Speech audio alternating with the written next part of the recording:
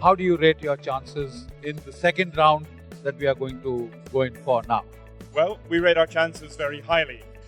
We've moved on a long time since the first program that you talk about. That's ancient history now. The aircraft that we're bringing to India is the Gripen E. It's a radically different aircraft to what you might have seen before. It's changed in every way. This is the most modern, most advanced combat aircraft in production anywhere in the world today. And it is by far the best opportunity for India to build a new level of industrial capability and operational capability for the Air Force. The criticism in the media is that this fighter, let us say, when compared to the F-16, is not a combat tested, tried and combat tried, proven aircraft. How would you react? We are talking here about an aircraft that is the most modern, and I mean it. This is not an airplane from the 1970s, this is an airplane from this decade.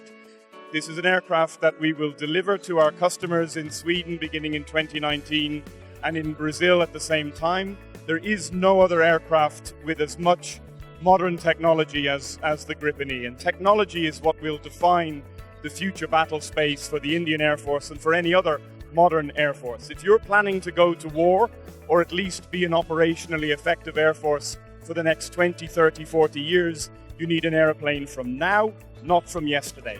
And that's what the Gripen delivers. Excellent.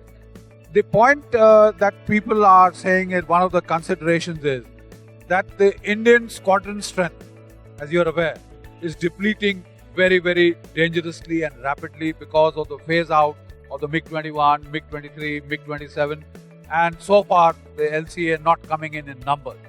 The urgency is immediate. How soon could we see the JAS Gripen on Indian skies?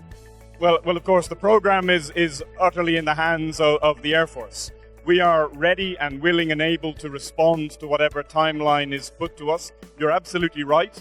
India has a chronic need for affordable, effective air power. India has very high levels of number levels set on the squadrons. As you say, we think the Air Force is not operating at the level that it should be at. And what India needs is the most effective, most affordable aircraft that it can deploy quickly in numbers, but preferably made in India. This is an aircraft that needs to come from Indian factories, designed and developed by Indian engineers, and be an asset for India that can mature and develop for many, many years to come. And that's what we want to do here. It's not simply about building an aircraft for India. It's about delivering the capability to design and develop and upgrade and sustain that aircraft for years into the future, and then go on to develop the next new airplane for India. Saab wants to be a partner in that project for India, to put the capability into India's hands, not simply to build a great aircraft like this, but to keep building great aircraft in the future. Just reverting to this question, because it is an operational criticality. If a conflict starts this year, next year, the year after that. No, from the word go, let's say we hypothetically that this is the aircraft that is the winner of the Indian fighter deal of the century Mark 2.0. From the word go, how soon can these enter squadron service in the Indian context? I think the answer for that is the same for most of the competitors here. Everyone would tell you that from the word go, fighters are complex equipment, and it takes a certain amount of time to do it, somewhere in the region of 2 to 3 years, 36 months, that kind of thing. And of course, what India is asking for here is more than just aircraft. India is asking for a critical national technical capability to make in India and design and develop in India. And that level of infrastructure, that level of capability is an order of magnitude higher than simply building and delivering aircraft. So again, it depends very much on what the customer wants. If India turns around to Saab and says, we need an aircraft in 18 months, we can do that.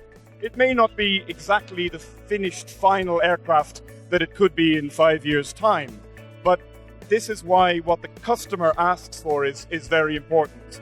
The timeline here is dictated by the customer. The level of ambition is all down to India. But whatever India wants and needs, we know that we can respond, and we can respond with the best aircraft. May the best fighter win, And in addition to that, what else is Saab looking at in India? I've heard of the Carl Gustav, so would you like to elucidate on those aspects? The Gripen is obviously a key project for us. Everybody is talking about Gripen because the RFI is such fresh news from last week, but we have a lot of other things going on in India. Saab has been in India for many years. We have been making in India since 1975, more about. And as you say, the Carl Gustav is a critical capability that we already produce in huge numbers here in India. It's a key capability for the armed forces. We're extremely proud of what our partners in India have developed and delivered on that front. In relation to that, we have our RBS-70 air defense system.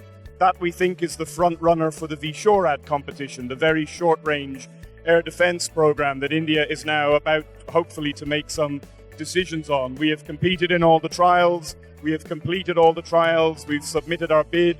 Like the Gripen, we have a very comprehensive plan for industrializing this program in India. We have partners here around us at the show. And again, we're hoping for the government to give us a green light so that we can go ahead and start making that project in India too.